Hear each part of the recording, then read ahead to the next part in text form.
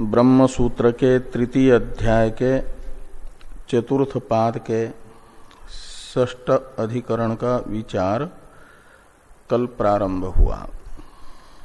इस अधिकरण के संक्षिप्त स्वरूप को बताने वाले अधिकरण सार के दोनों श्लोकों की चर्चा हो चुकी है।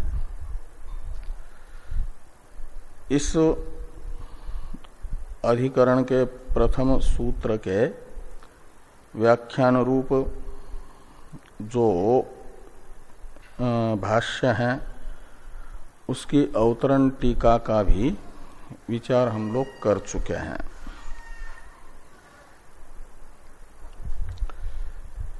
भाष्य को देखना है तो भाष्य को देखा जाए।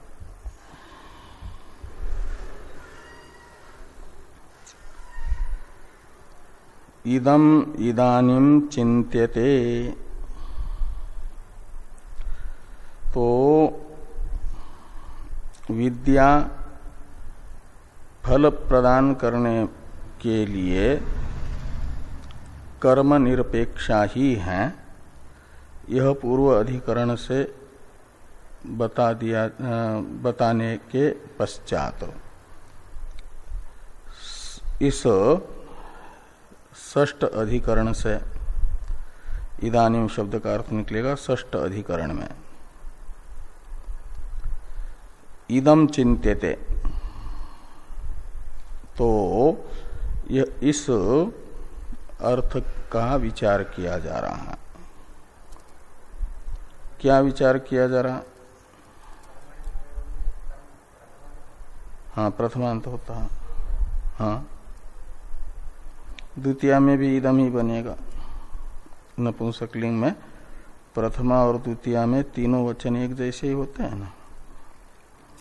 ये प्रथमा है, इदम चिंत्यते। तो इदम शब्द से ग्राह्य अर्थ को ही बताया जा रहा है। किम विद्याया अत्यंतम एव अनपेक्षा आश्रम कर्मणाम उतास्ति काचित अपेक्षा इति, यानी इति इदम इदानीम चिंत्यते। तो इस अधिकरण में यह विचार किया जा रहा है। चिंत्यते यानी विचार्यते, कि क्या विद्या को आश्रम कर्मों की अत्यंत अनपेक्षा है। अत्यंत अनपेक्षा का अर्थ है किसी भी प्रकार से अपेक्षा आश्रम कर्मों की न होना। किसी भी प्रकार से का मतलब फल देने के लिए भी और स्वयं की उत्पत्ति के लिए भी। न तो फल देने के लिए सहयोगी के रूप में कर्म की अपेक्षा, न तो स्वयं के उत्पत्ति में दोष निवृत्ति द्वारा साधनत्वेन रूपेण अपेक्षा। किसी भी प्रकार से अपेक्षा आश्रम कर्मों की विद्या को न होना, ये है अत्यंत अनपेक्षा प्रथम विकल्प। आश्रम कर्म नाम विद्याया अत्यंतम एव अनपेक्षा।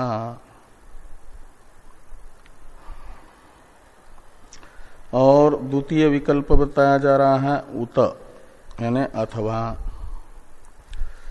अस्ति काचित अपेक्षा, यानी विद्याया आश्रम कर्मणाम काचित अपेक्षा अस्ति, ये द्वितीय विकल्प।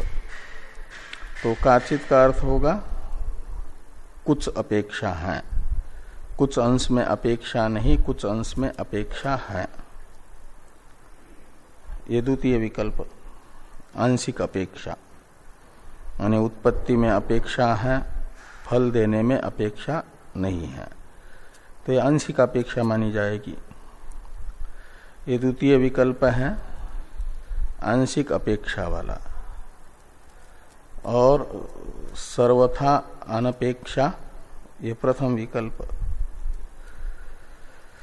इस प्रकार ये संशय हुआ। तो इस संशय का निवर्तक यथार्थ ज्ञानानुकूल विचार किया जा रहा है इस अधिकरण में। तो इस प्रकार ये संशय प्राप्त होने पर पूर्व पक्ष बताया जा रहा है। प्रथम विकल्प पूर्व पक्ष है। तो तत्र अतएव अग्निंधनादीनि आश्रम कर्माणि विद्यया स्वार्थ सिद्धो नापेक्षन्ते एवं अत्यंतम एव अनपेक्षायाम प्राप्ता याम इदम उच्यते। ये सिद्धांत का अवतरण इदम उच्यते इत्यादि से प्राप्तायाम यहां तक पूर्व पक्ष है। तो तत्र यानी तस्मिन सति यानी तस्मिन संशय सति, ये संशय प्राप्त हुआ ना कि विद्या को आश्रम कर्म की सर्वथा अनपेक्षा ही है अथवा आंशिक अपेक्षा है विद्या को आश्रम कर्मों की। इस प्रकार का संशय प्राप्त होने पर जो पूर्वाधिकरण है अतएव चाग्निंधनादि अनपेक्षा, इसने बता दिया कि विद्या को फल प्राप्ति में आश्रम कर्मों की अपेक्षा नहीं है। इसका वो पूर्व अधिकरण के द्वारा बताया गया जो अर्थ है उसका व्रत कथन कर रहा है कि अतएव अग्निंधनादीनि आश्रम कर्माणि विद्यया स्वार्थ सिद्धो नापेक्षन्ते। ये पूर्व अधिकरण के द्वारा कहा गया कि स्वार्थ सिद्धो यानी अपने प्रयोजन की सिद्धि में, अपना फल प्राप्त कराने में ज्ञान कर्म का सहयोग नहीं लेता, सहयोगित्वेन रूपेण कर्म की अपेक्षा नहीं करता। इसे पूर्व अधिकरण से बता चुके हैं नापेक्षन्ते कर्माणि।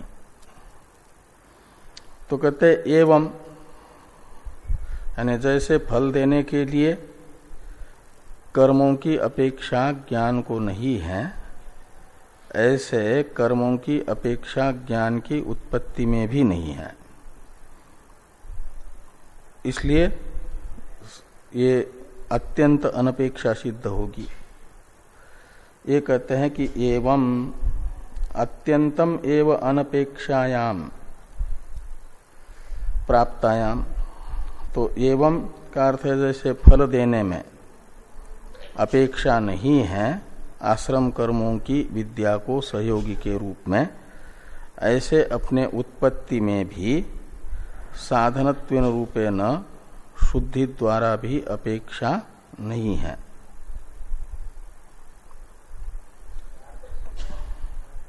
स्वार्थ सिद्धों में स्व से लेना विद्या को, अर्थ शब्द से लेना ज्ञान को। तो स्वार्थ सिद्धों का अर्थ निकलेगा, स्वार्थ शब्द का अर्थ निकलेगा ज्ञान का फल, और उसकी सिद्धि यानी प्राप्ति, प्राप्त कराना, हाँ फल प्रदान करना। तो फल प्रदाने स्वार्थ सिद्धों का अर्थ निकलेगा। अपना फल प्रदान करने में विद्या को आश्रम कर्म की सहयोगी के रूप में आवश्यकता नहीं है। ये जैसे हैं ऐसे ही एवं अत्यंतम एव अनपेक्षायाम का मतलब उत्पत्ति में भी फल प्रदान के तरह उत्पत्ति में भी कर्म की अनपेक्षा ही विद्या को है। कर्म की अपेक्षा विद्या नहीं करती।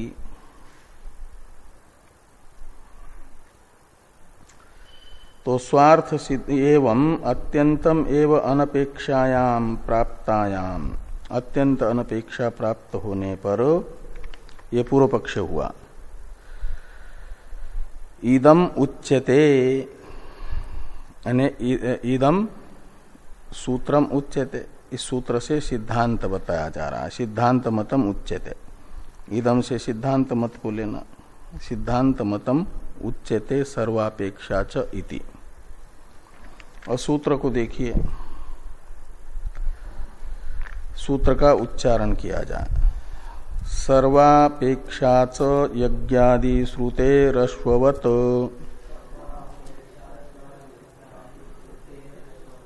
सर्वापेक्षा च यज्ञादि श्रुतेरश्ववत्,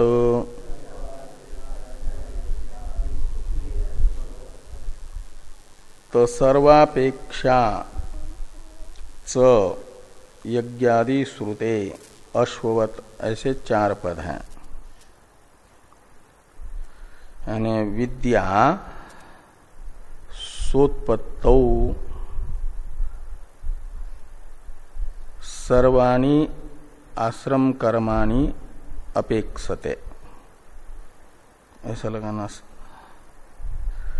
तो सर्वापेक्षा में सर्व शब्द आश्रम कर्मों का परामर्शक है।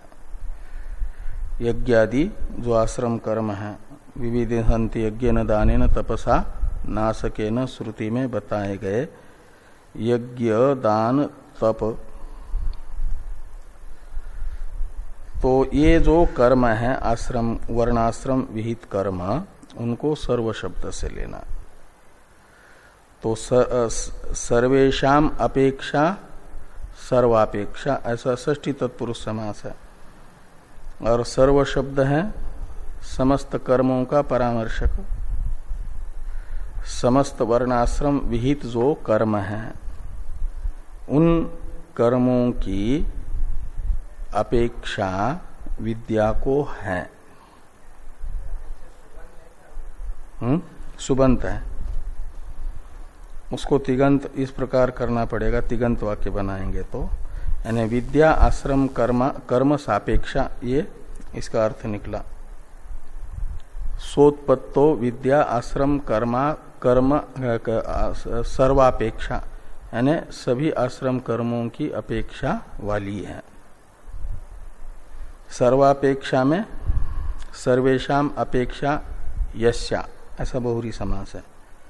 सभी कर्मों को अपेक्षा, सभी कर्मों की अपेक्षा है जिसको अपनी उत्पत्ति में, उसे कहा जाएगा सर्वापेक्षा। वो कौन है? विद्या, ज्ञान। तो ज्ञान को अपनी उत्पत्ति में समस्त कर्मों की अपेक्षा है। इसे तिगंत में करना होगा तो विद्या सर्वाणि आश्रम कर्माणि सोत्पत्तो अपेक्षते, ये कहो तो इसका अर्थ निकलेगा कि विद्या अपनी उत्पत्ति में सभी आश्रम कर्मों की अपेक्षा करती है। और सीधे तिगंत में बोलना होगा तो विद्या सोत्पत्तो सर्वापेक्षा का मतलब विद्या को अपनी उत्पत्ति में समस्त आश्रम कर्मों की अपेक्षा है, यह अर्थ निकला। कहा यह आपको कैसे ज्ञात हुआ?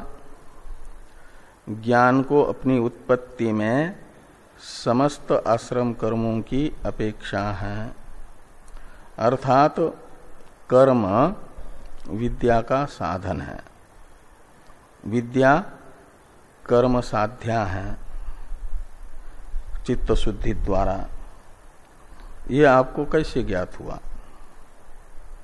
इसका ज्ञापक कोई प्रमाण कर्म और विद्या के साध्य साधन भाव का?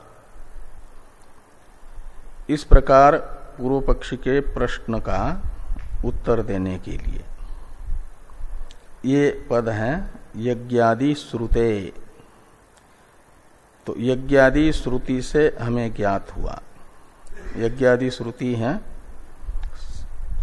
तम एतम विविदिशन्ति तम एतम वेदानुवचनेन ब्राह्मणा विविदिशन्ति यज्ञेन दानेन तपसा नासकेन। इस श्रुति को कहा जाता है यज्ञादि श्रुति। इस श्रुति तृतीयांत जितने पद हैं वेदानुवचनेन यज्ञेन तपसा दानेन, इनमें तृतीया साधनत्व बता रही है। किसका साधनत्व? तो विविदिशन्ति में सन प्रत्यय का अर्थभूत इच्छा का जो विषय है, विद धातु का अर्थ वेदन ज्ञान, उसके प्रति साधनत्व ये तृतीया विभक्ति बता रही है ज्ञान के प्रति। तो वेदानुवचनादि से ज्ञान संपादन करें, ऐसा ये यज्ञादि श्रुति बता रही है। तम एतम ब्राह्मणा विविदिशन्ति यज्ञेन दानेन इत्यादि श्रुति बता रही है कि वेदानुवचनादि साधनों से परमात्म ज्ञान प्राप्त करें। वेदानुवचन साधन है, परमात्म ज्ञान साध्य है। इस प्रकार ब्रह्म ज्ञान तथा वेदानुवचनादि का साध्य साधन भाव इस श्रुति से विहित है, प्रमाणित है।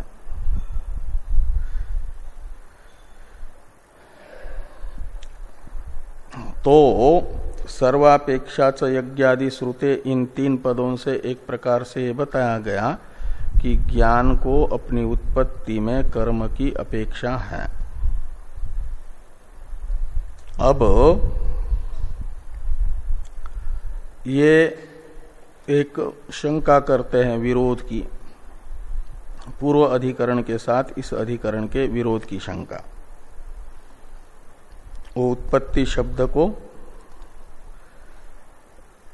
पूर्व पक्षी ग्रहण नहीं कर पा रहे हैं, तब उसे शंका होती है। कहा कि अतएव च अग्नि ईंधनादि अनपेक्षा इस अधिकरण से बताया गया ज्ञान को कर्म की अनपेक्षा, और इस अधिकरण से बताया जा रहा है ज्ञान को कर्मों की अपेक्षा। तो विद्या कर्म निरपेक्षा है, ये पूर्वाधिकरण बताता है, और ये अधिकरण बताता है विद्या कर्म सापेक्षा है।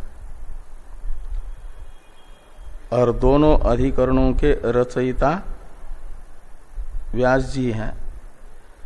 तो पूर्व वाक्य में जो बात बताई उससे विरुद्ध बात उत्तर वाक्य में बताई जा रही है। पूर्व वाक्य है अग्नि ईंधनाद्य अनपेक्षा अधिकरण, उसमें बताया जा रहा है विद्या को कर्म निरपेक्ष, और उत्तर वाक्य है उत्तराधिकरण सर्वापेक्षा अधिकरण, इसमें बताया जा रहा है विद्या को कर्म सापेक्ष। तो एक वाक्य से, एक अधिकरण से विद्या को कर्म निरपेक्ष बताना, दूसरे वाक्य से कर्म सापेक्ष बताना, ये विरोध है कि नहीं? पूर्वापर विरोध है। इस प्रकार की शंका का निराकरण करते हुए योग्यता वशात दोनों भी बन जाते हैं, विद्या को ज्ञान की अपेक्षा भी और अनपेक्षा भी, योग्यतावशात। इसे समझाने के लिए ये दृष्टांत है अश्ववत, कि जैसे घोड़ा किसान को हल चलाने के लिए अपेक्षित नहीं है, हल खींच नहीं सकता घोड़ा, लेकिन रथ में रथ खींचने के लिए घोड़े की अपेक्षा है। घोड़े की योग्यता को देख करके, जैसे एक में घोड़े की अनपेक्षा हल खींचने में और रथ खींचने में अपेक्षा, ये योग्यतावशात दोनों भी है न घोड़े में, निरपेक्षत्व भी, अश्व निरपेक्षत्व भी है और अश्व सापेक्षत्व भी है। ऐसे ही विद्या प्रदान में, विद्या फल प्रदान में कर्म की अनपेक्षा करती है। जैसे अश्व की अनपेक्षा है हल खींचने में और रथ खींचने में अपेक्षा है, ऐसे विद्या की उत्पत्ति में कर्म की अपेक्षा है। इसे अश्ववत इस दृष्टांत से बताया जा रहा है। तो इस प्रकार ये जो सूत्र हैं सर्वापेक्षाच यज्ञादि श्रुते रस्ववत, इसका अर्थ होता है कि विद्या को अपनी उत्पत्ति में समस्त आश्रम कर्मों की अपेक्षा है, यह बात तम एतम वेदानुवचनेन ब्राह्मणा विविदिशन्ति यज्ञेन दानेन तपसा नाशकेन इस श्रुति से ज्ञात होती है। और पूर्वापर विरोध भी नहीं होता योग्यतावशात।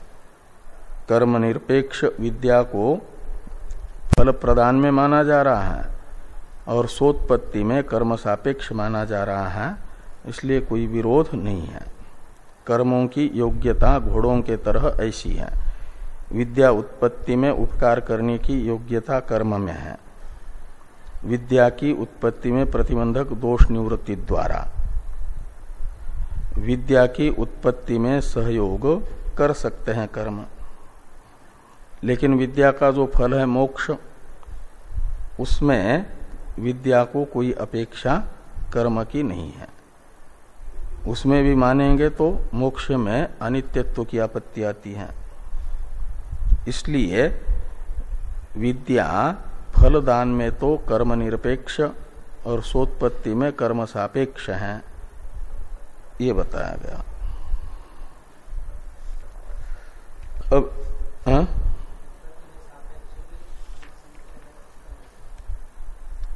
क्रम समुच्चय, ससमुच्चय नहीं। तो अब इस प्रथम सूत्र की व्याख्या करते भाष्यकार भगवान। तो इदम उच्यते सर्वापेक्षाच इति, ये तो हुआ अवतरण। अब व्याख्या करते हैं कि अपेक्षते च विद्या सर्वाणि आश्रम कर्माणि न अत्यंतम अनपेक्षा एव। सापेक्षाच, इन दो पदों की व्याख्या है। सापेक्षाच, इसमें च को अवधारण अर्थ में माना गया, एवकार में, एवकार अर्थ में। तो उसका व्यावर्त्य हो जाएगा अत्यंत अनपेक्षा। जो पूर्व पक्ष है वह व्यावर्त्य हो जाएगा, उसका व्यावर्तक हो जाएगा च, अवधारणार्थक बन करके।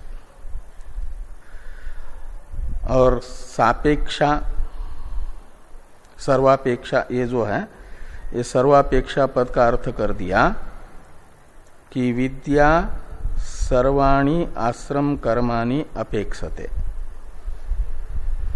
ज्ञान को समस्त आश्रम कर्मों की अपेक्षा है स्वयं की उत्पत्ति में प्रतिबंधक दोष निवृत्ति द्वारा। सारे कर्मों की अपेक्षा ज्ञान करता है। च का अर्थ कर रहे हैं न अत्यंतम अनपेक्षा एव। ये जो संशय अंतपाती प्रथम कोटि है पूर्व पक्ष की, कि ज्ञान को फल प्रदान के तरह उत्पत्ति में भी कर्म की अनपेक्षा, ये अत्यंत अनपेक्षा पक्ष है। उसका व्यावर्तक सूत्र में चकार है, इसलिए उसका व्यावर्त्य बताया न अत्यंतम अनपेक्षा एव, यानी कर्मों की विद्या को अत्यंत अनपेक्षा नहीं है। अत्यंत अनपेक्षा नहीं, अपेक्षा है। उत्पत्ति में अपेक्षा है, फल में अनपेक्षा है। अब कहाँ अपेक्षा है कहाँ अनपेक्षा है ये अभी स्पष्ट नहीं किया यहाँ भाष्यकार भगवान ने। उसे स्पष्ट करने के लिए एक शंका की जा रही है। उस शंका का उत्तर हो जाएगा इसका स्पष्टीकरण कि कहाँ कर्मों की अपेक्षा है कहाँ कर्मों की अपेक्षा नहीं है। तो इसके लिए कहते हैं कि ननु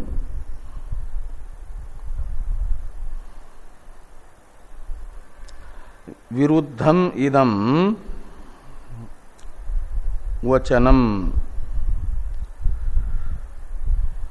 अपेक्षते च आश्रम कर्माणि विद्या नापेक्षते च इति। तो कहते हैं कि यानी इति इदम विरुद्धम, पूर्व अधिकरणात्मक वाक्य के साथ इस अधिकरणात्मक वाक्य का विरोध प्रतीत हो रहा है, पूर्वापर विरोध प्रतीत हो रहा है।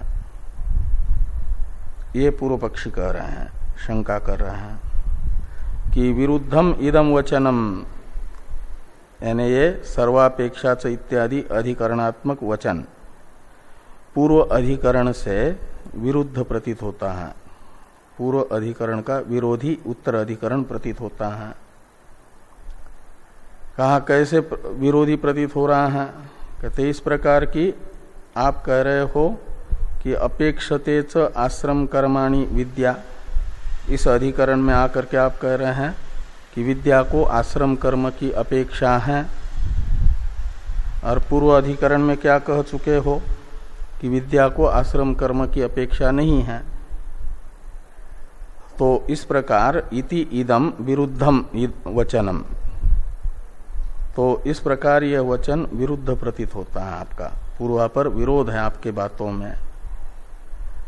इस प्रकार की पूर्व पक्ष की शंका हुई। इसका निराकरण करते हुए भाष्कर भगवान कहते हैं कि न इति ब्रूम,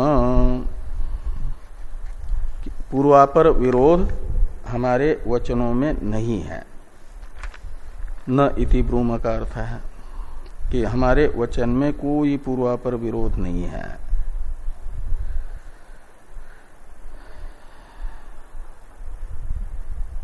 कैसे पूर्वापर विरोध नहीं है? तो कहते हैं जैसे एक ही व्यक्ति को अश्व की अपेक्षा होती भी है नहीं भी होती है। योग्यतावशात एक कार्य के लिए अपेक्षा है, दूसरे कार्य के लिए अपेक्षा नहीं है, उसमें योग्यता नहीं है दूसरे कार्य में सहयोग करने की। ऐसे ही यहाँ अलग अलग विषय बताया जा रहा है। कर्म की अपेक्षा कहाँ है और कर्म की अनपेक्षा कहाँ है, इसका कि उत्पन्ना ही विद्या फल सिद्धिम प्रति न किंचित अन्यत अपेक्षते। पूर्व अधिकरण से हमने ये बताया कि उत्पन्न हुआ ज्ञान अपना फल देने के लिए किसी भी कर्म की अपेक्षा नहीं करता, किंचित अन्यत न अपेक्षते, अन्य किसी भी सहयोगी की अपेक्षा अपने समूल अध्यास की निवृत्ति रूप फल की प्राप्ति में नहीं करता। ये पूर्वाधिकरण से बताई अनपेक्षा किसमें? फल देने में। और इस अधिकरण से ज्ञान को कर्म की अपेक्षा बताई जा रही है, वो उत्पत्ति में। ये कहते हैं कि उत्पत्तिम प्रति तु अपेक्षते, यानी विद्या सोत्पत्तिम प्रति तु कर्माणि अपेक्षते, ऐसे लगा। विद्या अपनी उत्पत्ति के लिए तो प्रतिबंध निवृत्ति द्वारा कर्म की अपेक्षा करती है, कर्म सापेक्षा है विद्या सोत्पत्ति में। ये बताया गया। अब ये जो पूर्वापर विरोध का निराकरण हुआ और विद्या सोत्पत्ति में कर्म सापेक्षा है, ये जो इस अधिकरण का सिद्धांत बताया गया, इस सिद्धांत पक्ष की प्रतिज्ञा का साधक हेतु विषयक प्रश्न है। कुतः भाष्य में कि किस कारण से आप किस प्रमाण के आधार पर ये कहते हो कि विद्या अपनी उत्पत्ति में कर्म की अपेक्षा करती है, अर्थात कर्म तथा विद्या का साध्य साधन भाव किस प्रमाण से निश्चित होता है। तो मूल में यज्ञादि श्रुते, ये पंचमेंत पद बताया गया। यज्ञादि श्रुते इस पद की व्याख्या है तथा ही श्रुति। तम एतम वेदानुवचनेन ब्राह्मणा विविदिशन्ति यज्ञेन दानेन तपसा अनासकेन।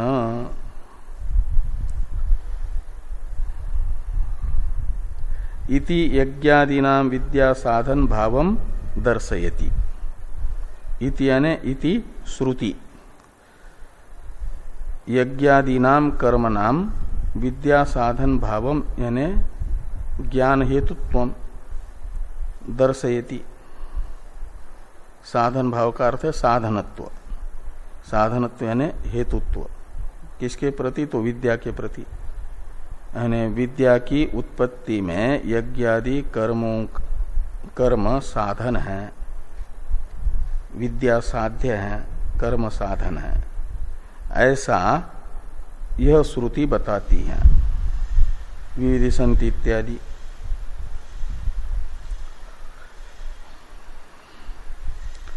अब भाष्य में जो वाक्य आ रहा है विविदिशा संयोगाच्य, इस वाक्य की अवतरण टीका है, इसे देखिए।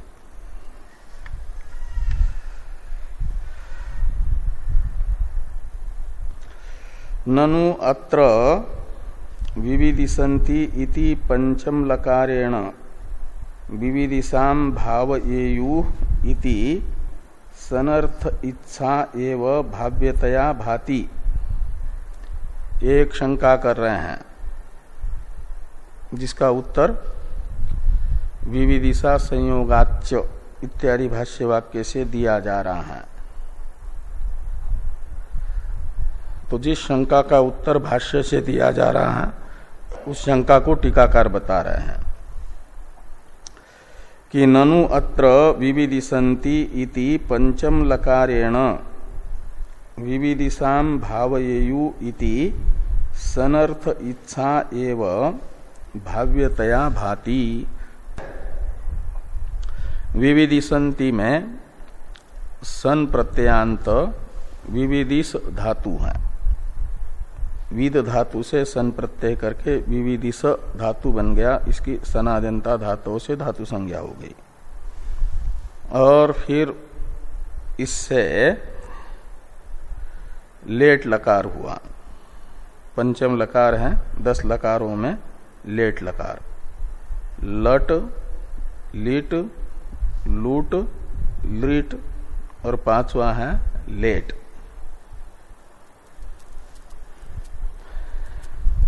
तो लघु सिद्धांत कौमुदी में लिखा कि येषु पंचम लकारो छंदो मात्र गोचर। ये जो 10 लकार है, इन 10 लकारों में से 5वां लकार लोक में नहीं होता, वेद में होता है उसका प्रयोग। तो वेद में लेट लकार का विधायक सूत्र है लिंगर्थे लेट विधानम। लिंगर्थे लेट विधानम, इसका अर्थ है कि लोक में लिंग प्रत्यय लकार जिस अर्थ में होता है, जिन जिन अर्थों में होता है, उन अर्थों में लेट लकार होगा। वेद में लिंग लकार भी होगा, लेट लकार भी होगा।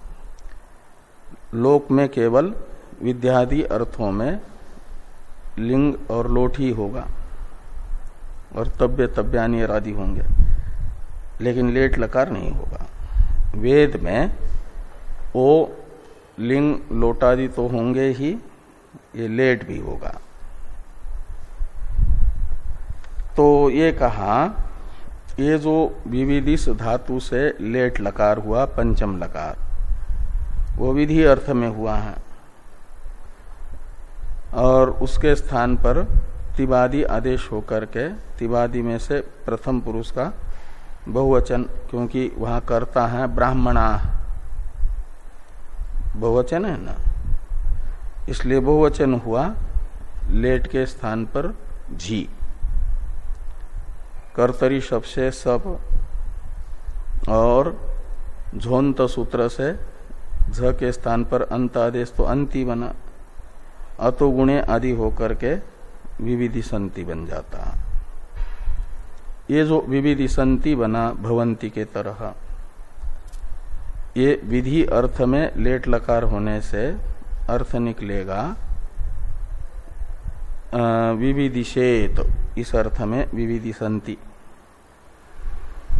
और क्या निकलेगा तो ये विविदिशाम भावयेत, ये अर्थ निकलेगा। विविदिशा का विधान करेगा, विविदिशा का संपादन करो, विविधिसंति का अर्थ निकलेगा।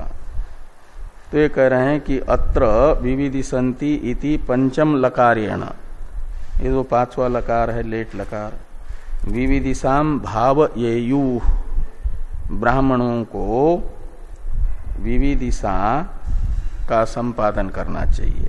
भाव येयु का अर्थ है संपादन करें। ब्राह्मण यानी ब्रह्म जिज्ञासु, जो ब्रह्म को जानना चाहते हैं वे ब्रह्म जिज्ञासा प्राप्त करें। ब्राह्मणा विविदिशाम भावयेयु, विविदिशा को संपादित करें। इति सन अर्थ यानी सन प्रत्यय का अर्थभूत जो इच्छा है वही यहाँ पर भाव्य यानी साध्य के रूप में प्रतीत हो रही है। भाव्य कहते साध्य को। तो विविदिशाम भावयेयु का अर्थ निकलेगा विविदिशा को प्राप्त करें, विविदिशा सिद्ध कर लें का अर्थ हुआ विविदिशा साध्य है। तो यहां लेट लकार से तो विविदिशा में साध्यत्व की प्रतीति हो रही है और उसके प्रति साधन बताया जा रहा है। तृतीयांत जितने भी पद हैं उनके अर्थ को, वेदानुवचन आदि को साधन बताया जा रहा है जो लेट लकार के द्वारा प्रतीयमान साध्य है, भाव्य है। वो कौन है? विविदिशा। तो विविदिशा के साधन वेदानुवचनादि हैं, ये प्रतीत हो रहा है, न कि वेदन के साधन। ज्ञान की उत्पत्ति में नहीं, विविदिशा की उत्पत्ति में यज्ञादि का साधन भाव यह श्रुति बता रही है, ऐसा लग रहा है। ये हुई शंका। इस शंका का निराकरण करते हुए यदि सिद्धांती ये कहेंगे कि ताम विषय सौंदर्य लभ्यतया उल्लंघ्य, ताम यानी विविदिशाम, उल्लंघ्य के कर्म के रूप में अन्वय करिए उसका। ताम उल्लंघ्य वेदनन चेत भाव्यम उच्यते, भाव्यम यानी साध्यम, जो लेट लकार के द्वारा साध्य के रूप में प्रतीयमान विविदिशा है उसका उल्लंघन करके, हाँ वो बताएंगे, तो उसका उल्लंघन करके, विविदिशा का उल्लंघन करके यदि वेदांती वेदन को यानी विविदिशा के विषयभूत ज्ञान को क्या करते हैं? भाव्य यानी साध्य बताते हैं। तो वेदनम चेत भाव्यम यानी साध्यम उच्यते वेदांतिना। वेदांती यदि ऐसा कहना चाहेंगे कि ज्ञान साध्य है, विविदिशा साध्य नहीं है। क्यों? तो कहते विविदिशा का तो अर्थ है वेदन की इच्छा। वेदन की इच्छा यानी ज्ञान की इच्छा, और इच्छा साध्य नहीं होती, वो हो जाती है। उसको किसी साधन से प्राप्त करने की जरूरत नहीं होती। तो ये जो विषय सौंदर्य है, इच्छा के विषय का जो सौंदर्य है, सुंदरता है, सौंदर्य कहते हैं सुंदरता को। किसी भी सुंदर पदार्थ को देखते हैं तो इच्छा करनी नहीं पड़ती, विषयगत सुंदरता के ज्ञान से इच्छा हो जाती है। सुंदर पदार्थ को देखते ही उसे प्राप्त करने की इच्छा हो जाती है।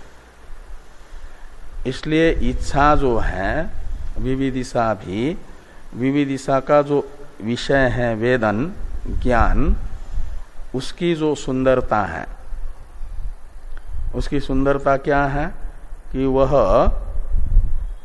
नित्य फल का हेतु है।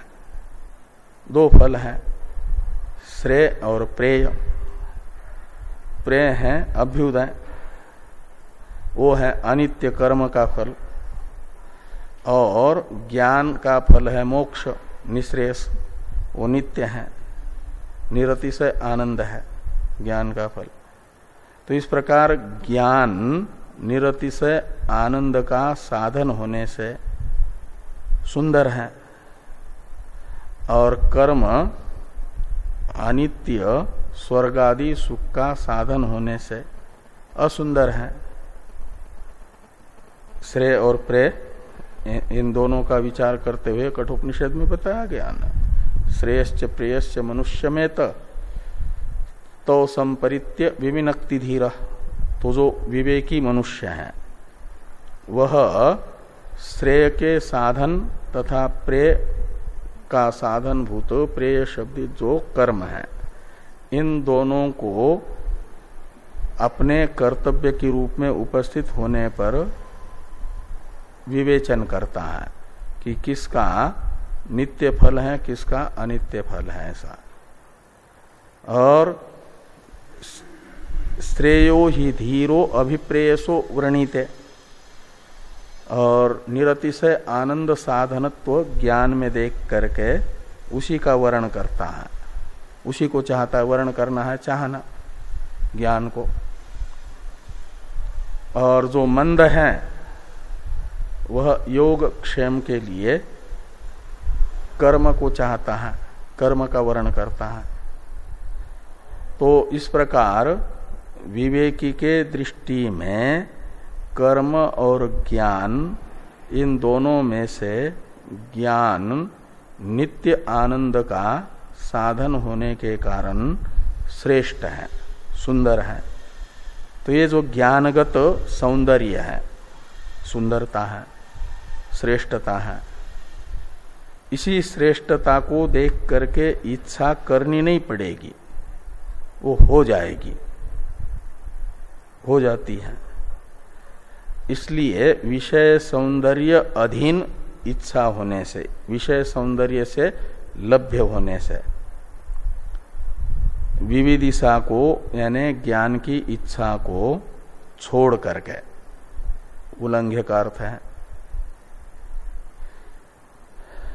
उस इच्छा का विषय जो ज्ञान है, शोभन होने से, सुंदर होने से, उसको हम फल मानते हैं, और वही भाव्य है जो पंचम लकार के द्वारा प्रतीत हो रहा है। ऐसे तो सीधे सीधे प्रतीत हो रही है विविदिशा साध्य के रूप में, लेकिन वह तो विषय की सुंदरता से ही उपलब्ध हो जाती है। इसलिए उसे उपलब्ध करने के लिए बहुत बड़ा यज्ञ करने की जरूरत नहीं होती। तप करने की जरूरत नहीं है, दान करने की जरूरत नहीं है, वेदानुवचन शब्दित वेदाध्ययन करने की जरूरत नहीं है इच्छा उत्पन्न करने के लिए। इच्छा तो विषय की शोभनता से ही उत्पन्न होती है। अतः सिद्धांती कह रहे हैं कि ये जो है आपका ज्ञान, इच्छा का विषयभूत वेदन, वो साध्य है। ऐसा यदि सिद्धांती कहना चाहेंगे तो पूर्व पक्षी फिर दूसरी आपत्ति देते हैं, शंका करते हैं। तो ये लगा ना कि ताम विषय सौंदर्य लभ्यतया उल्लंघ्य वेदनम चेत भाव्यम उच्यते सिद्धांतिना। उच्यते के कर्ता के रूप में सिद्धांतिना इस तृतीयांत पद का अध्यार करना, कर्मणि प्रयोग है ना। तो तरही का अर्थ निकलेगा तब तो। ऐसा यदि कहेंगे तब तो कहते हैं वेदन भी तो साधन है, ज्ञान भी, और साधन की अपेक्षा श्रेष्ठ होता है साध्य फल। तो वेदन का भी फल है निरतिशय आनंद रूप मोक्ष, उसमें और भी शोभनता है, श्रेष्ठता है ज्ञान से भी। ज्ञान तो उत्पन्न होता है इसलिए अनित्य है, अविद्या को निवृत्त करके स्वयं भी चला जाएगा, और मोक्ष तो नित्य ही है ना। तो फिर मोक्ष को ही सीधा फल मान लो। लेट लकार के द्वारा प्रतीयमान जो भाव्य है, साध्य है, वह यज्ञादि के साध्य के रूप में ज्ञान को न मान करके मोक्ष को मान लो। ये कह रहे हैं कि वेदनम अपि उल्लंघ्य, उल्लंघ्य में उकार की मात्रा स्पष्ट नहीं छपी है, वेदनम अपि उल्लंघ्य ऐसा है। तत्फलम मोक्ष एव कर्मभीर भाव्य। तत्फलम यानी ज्ञान फलम, वेदन फलम, मोक्ष को ही कर्मभीर भाव्य, कर्म का साध्य माना जाए। कर्म कौन? वेदानुवचनादि। और उन वेदानुवचनादि कर्मों का साध्य प्रयोजन माना जाए मोक्ष को। कर्मभीर मोक्ष एवं कर्मभीर भाव्य किम न स्यात्, क्यों न हो, ये पूर्व पक्षी का प्रश्न है। इस प्रकार का प्रश्न पूर्व पक्षी के द्वारा किया जाने पर इसका उत्तर देने के लिए भाष्यकार भगवान भाष्य में लिखते हैं, कहते हैं इत्यत आह विविदिशा संयोगाच्च, विविदिशा संयोगाच्च। तो भाष्य में है विविदिशा संयोगाच्च येषाम उत्पत्ति साधन भावो अवसीयते। तो येषाम यानी कर्मणाम, येषाम ये सर्वनाम वेदानुवचनादि जो कर्म है उनका परामर्शक है, साधनों का। तो येषाम उत्पत्ति साधन भाव, तो उत्पत्ति साधन भाव का अर्थ है उत्पत्ति के प्रति हेतुत्व। साधन कहते हेतु को, भाव का भावार्थक प्रत्यय जोड़ दीजिए तो को। तो उत्पत्ति साधन भाव यानी उत्पत्ति साधनत्व, उत्पत्ति हेतुत्व। हाँ, उत्पत्ति साधनत्व, उत्पत्ति हेतुत्व। किसमें उत्पत्ति हेतुत्व? तो येषाम, येषाम यानी यज्ञादि कर्म नाम। तो यज्ञादि कर्मों में उत्पत्ति हेतुत्व अवसीयते, अवसीयते का अर्थ है निश्चीयते, निश्चित किया जाता है। अव उपसर्ग पूर्वक सो अंतःकर्मणि धातु से अवशीयते बनता है कर्म अर्थ में। अवशीयते इसका कर्म है उत्पत्ति साधन भाव, इसलिए उसमें प्रथमा है। तो यज्ञादि कर्मों में उत्पत्ति हेतुत्व का निश्चय होता है, निश्चय किया जाता है। किसके आधार पर निश्चय किया जाता है? तो पंचम्यंत जो शुरू वाला पद है उससे हेतु बताया गया कि विविदिशा संयोगात, यज्ञादि के साथ विविदिशा जो लेट प्रत्यय की प्रकृति का अर्थ है उसका संबंध हो रहा है ना। और विविदिशा का संबंध होने से शब्द से ही ये विविदिशा संयोगात का अर्थ करते हैं टीकाकार कि इष्यमानतया विद्याया शब्दतः फलत्व भानात, ये विविदिशा संयोगात का अर्थ निकला। फल किसको कहते हैं? जो इष्यमान होता है, इच्छा का विषय होता है, उसे फल कहते हैं। तो यहां विविदिशा का संयोग होने से सन प्रत्यय का अर्थभूत जो इच्छा, उसके प्रति विषयत्वेन रूपेण अन्वय होगा सन प्रत्यय की प्रकृति रूप विद धातु का अर्थभूत जो वेदन है उसका, वो हो जाएगा इच्छा का विषय। जो इच्छा का विषय होता है उसे कहा जाता है इष्यमाण। तो विविदिशन्ति इसमें सन प्रत्यय का विषय वेदन को बता करके श्रुति एक प्रकार से ये कह रही है कि वेदन इष्यमान है। जो इष्यमान होगा उसमें एक धर्म रहेगा इष्यमानता। मानव में जैसे मानवता रहती है, घट में घटता रहती है, साधु में साधुता रहती है, ऐसे इष्यमान पदार्थ में रहेगी इष्यमानता, एक धर्म है। इष्यमानता ये लक्षण है फल का। जो इष्यमान होता है प्राणी मात्र से, जिसे प्राणी मात्र जिसे चाहते हैं, प्राणी मात्र के द्वारा जिसकी इच्छा की जाती है उसे कहा जाता है फल। तो वेदन जो है यहां पर इष्यमान बताया जा रहा है, इसलिए फल का जो लक्षण है इष्यमानत्व वह यहां वेदन में घट रहा है, इसलिए वेदन को ही फल माना जाएगा विविदिशा का संयोग होने से। तो ये कह रहे हैं कि इष्यमानतया विद्याया, तो विद्या में इष्यमानता होने से, यानी फल का जो लक्षण है वह विद्या में घटने से, इष्यमानत्व ये फल का लक्षण है। और वो इष्यमानत्व रूप विद्या का फल क्या ना, फल का लक्षण शब्दतः यहां पर विद्या में प्रतीत हो रहा है।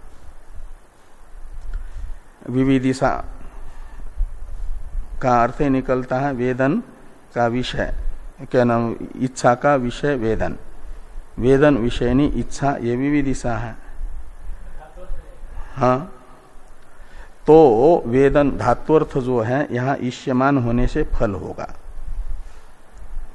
तो ये कह रहे हैं इष्यमानतया विद्याया शब्दतः फलत्व भानात्, तो विद्या में शब्द से ही फलत्व की प्रतीति हो रही है। फलत्व भानात् में भान का अर्थ है ज्ञान, तो फलत्व भानात् का अर्थ है फलत्व प्रतीते, फलत्व की प्रतीति होने से। किसमें? विद्या में। तो विद्याया शब्दतः फलत्व भानात्, ज्ञान में शब्द से फलत्व की प्रतीति होने से। क्यों ज्ञान में शब्द से विद्या फलत्व की प्रतीति हो रही है? तो कहते इष्यमानतया, वो इच्छा का विषय होने से, सन प्रत्यय का अर्थभूत जो इच्छा, उसका विषय विद धातु का अर्थभूत वेदन विद्या होने से विद्या में फलत्व की प्रतीति शब्द से ही हो रही है। इसलिए शब्द जिसको फल बताएगा उसी को उस वाक्य में फल के रूप से लिया जाएगा। मोक्ष तो शब्दतः फल के रूप में प्रतीत नहीं हो रहा है, वेदन यहां पर शब्दतः फल के रूप में प्रतीत हो रहा है। इसलिए मोक्ष को फल न मान करके फल माना जाएगा विद्या को ही, वेदन को ही। ये सिद्धांति कह रहा है कि इष्यमानतया विद्यायाः शब्दतः फलत्व भानात्, और अश्रुत मोक्षो न फलम, जो शब्दतः फलत्वेन रूपेण अश्रुत है, अप्रतीत है। अश्रुत का अर्थ है प्रतीत नहीं हो रहा है फलत्वेन रूपेण मोक्ष। यहाँ पर विद्या यहाँ इष्यमान होने के कारण फलत्वेन रूपेण ज्ञात हो रही है, इसलिए विद्या ही फल है और उसका साधन है तृतीयांत वेदानुवचन आदि, वो साधन हो जाएंगे। तो कहते हैं शब्दतः जो फल प्रतीत हो रहा है उसे फल न मान करके अन्य किसी की फल के रूप में कल्पना करेंगे। मोक्ष की यहाँ पर विद्या की फल के रूप में शब्द से प्रतीयमान विद्या को फल के रूप में छोड़ करके मोक्ष की फल के रूप में कल्पना करेंगे, तो फिर लोक में भी काष्टे पचति इत्यादि में, काष्ट में तृतीयांत पद जो काष्ट है उसके प्रकृति अर्थ काष्ट में साधनत्व तो बताया जा रहा है तृतीया के द्वारा। किसके प्रति? पचति में पच धातु के अर्थ के प्रति। तो पाक साधनत्व तो काष्ट में है ये माना जाता है। और यदि काष्ट की अपेक्षा श्रेष्ठ तृप्ति है, यह पाक की अपेक्षा श्रेष्ठ तृप्ति है, तो श्रेष्ठता को देख करके पाक के फल में उसी को सीधा काष्ट का फल माना जाए, ये मानने की आपत्ति आएगी। काष्टों का पाक के प्रति यानी भोजन पकाने के प्रति साधन भाव न मान करके, हेतुत्व न मान करके, भोजन का फल जो तृप्ति है सीधे उसी के प्रति साधनत्व माना जाए, यह आपत्ति आएगी। ये कहा जा रहा है यहाँ पर।